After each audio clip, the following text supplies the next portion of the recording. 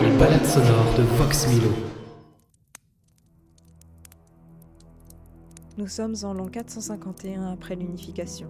Je me suis emparée du trône de Lion des mains de mon frère, l'ancien roi Kael'Rian, premier du nom de la maison Eldran. Mais pour comprendre comment j'en suis arrivée là, il faut revenir quelques années en arrière.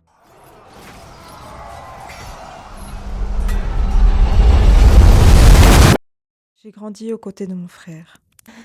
À cette époque, mon frère était un homme beau, vigoureux et qui aimait monter à cheval. Mais au fil du temps, mon frère est devenu comme mon père, le roi.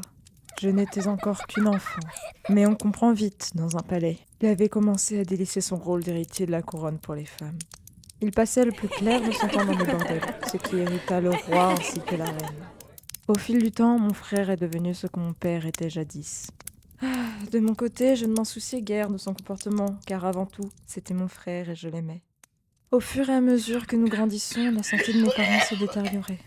Et la situation ne s'est pas arrangée au fil des ans, ce qui me rendait très triste par moments. Tandis que nos âges avançaient, on a commencé à beaucoup s'éloigner, mon frère et moi, ce qui n'a pas du tout été bénéfique pour lui comme pour moi. Mais je ne l'en ai pas tenu responsable. Puis, quelques années plus tard, le roi fut retrouvé sans vie dans ses appartements. Il me rappelle de ce jour-là comme si c'était hier. Il n'arrêtait pas de poser la même question à ma mère en boucle. « Pourquoi papa ne vient plus dîner ?»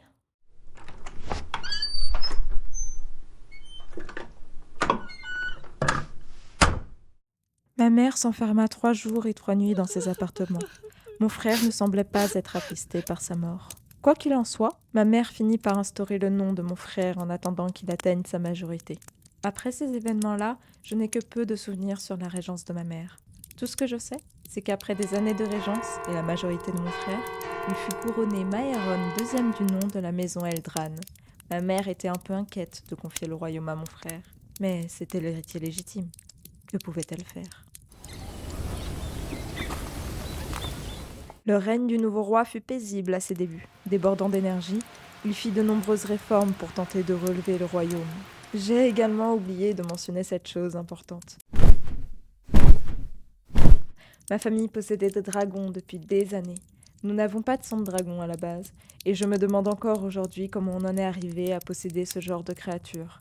Quoi qu'il en soit, les dragons nous ont permis de faire prospérer le royaume, qui rayonnait sous ses plus beaux jours. Le mien se nommait Nissara, celui de mon frère se nommait Tyraxis, et je l'aimais énormément. De couleur noire, je jouais beaucoup avec elle malgré mon jeune âge. Mais j'aimais bien observer mon frère travailler. Il faisait parfois des nuits blanches avec des piles de feuilles sur son bureau. Cela m'ennuyait beaucoup. Mais bon, après tout, c'est le roi. Mais à cause de mon jeune âge à cette époque, je n'ai que des fragments du règne de mon frère.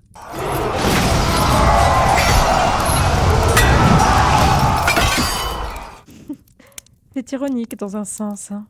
Car j'aurais voulu aimer savoir comment j'en suis arrivée à lever les armes contre mon propre sang. Je ne sais même plus quand ma propre mère est morte. Ce fut peut-être un temps l'élément déclencheur de la descente aux enfers du roi. Encore aujourd'hui, mon esprit est en morceaux. Mais ce que je redoutais le plus a fini par se réaliser.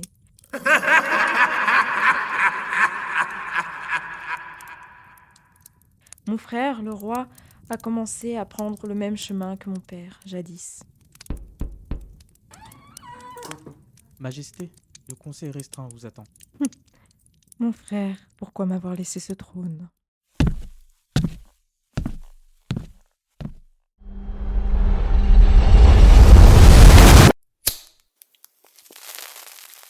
Merci à Ambre qui a gentiment prêté sa voix à la balade sonore.